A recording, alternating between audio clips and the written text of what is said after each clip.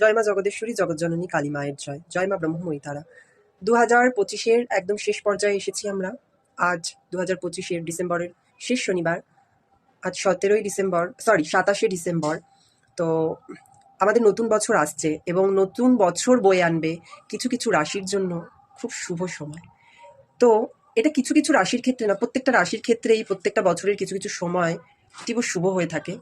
তো সময়টা যাতে শুভ হয় এবং কাজগুলো যাতে শুভভাবে সুষ্ঠুভাবে হয়, তার জন্য কি করতে হবে, একটা ছোট্ট রেমেডি তোমাদের সাথে শেয়ার করব। বছর থাকতে থাকতে, নতুন বছর আসতে আসতে তোমরা একটা কাজ করবে। বলি তোমরা কি করবে।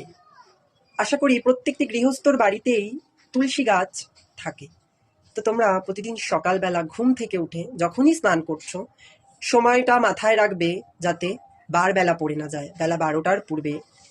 আর যে কয়টা দিন আছে বছরের, এই কয়টা দিনই এই কাজটি করবে। তোমরা সকালবেলা স্নান করে তুলসী গাছের গোড়ায় একটু কাঁচা দুধ ঢালবে এবং জয় মা ব্রহ্মময়ী তারা, জয় মা জগদেশ্বরী কালী, এই নামটি 21 বার জপ করবে। দেখবে তোমার জীবনে শুভ হতে বাধ্য। 2026 তোমার জন্য অনেক আনন্দ নিয়ে আসবে, অনেক শুভ হবে এবং তুমি সুস্থ থাকবে, সর্বপ্রথম ভালো থাকবে, মানসিক শান্তি পাবে। জয় মা জগদেশ্বরী, জগৎজননী কালী মায়ের জয়। জয় মা ব্রহ্মময়ী তারা।